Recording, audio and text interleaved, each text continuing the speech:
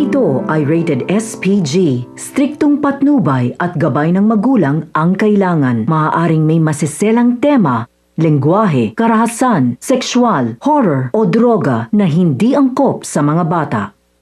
Kinausap nga si Edward ng taong kumakalaban sa kanyang ama. Ito ay upang maging kaparte nga ito ng paghihiganti niya laban sa mga Torrecampo. Napapayag naman ito si Edward dahil sa totoo lang ay punong-puno na ng galit itong si Edward sa kanyang puso dahil na rin sa pagtanggi nitong si Greg Torrecampo na tulungan nga na maipagamot o operahan itong si Ashley. At dahil dito ay pumayag nga ito nakalabanin nga itong si Greg Torrecampo. Nagulat na lamang itong si Paulo nang matalo nga siya at palakpakan ng mga tao ang siyang naging kasabwat nga nitong si Regina. Dahil dito ay nasira tuloy ang kumpanya ng mga Torrecampo.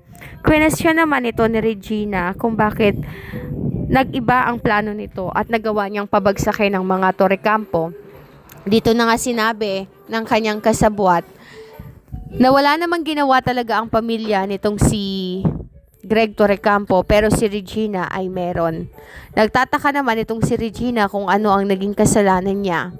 Sa totoo lang ay matapobre talaga itong si Regina, kaya naman wala sa isip niya kung alin kaya sa mga tao na kanyang naging kalaban ang tinutukoy nga nitong kanyang naging kasabwat. Noong mga oras na yon ay sinapak naman itong si Greg Torrecampo, itong si Edward, nang pumunta nga ito sa event.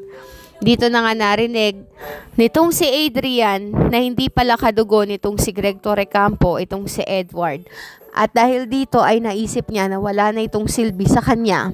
Samantala, matapos ngang marinig na Edward na hindi siya anak nitong si Greg Torrecampo, ay halos gumuho ang mundo niya.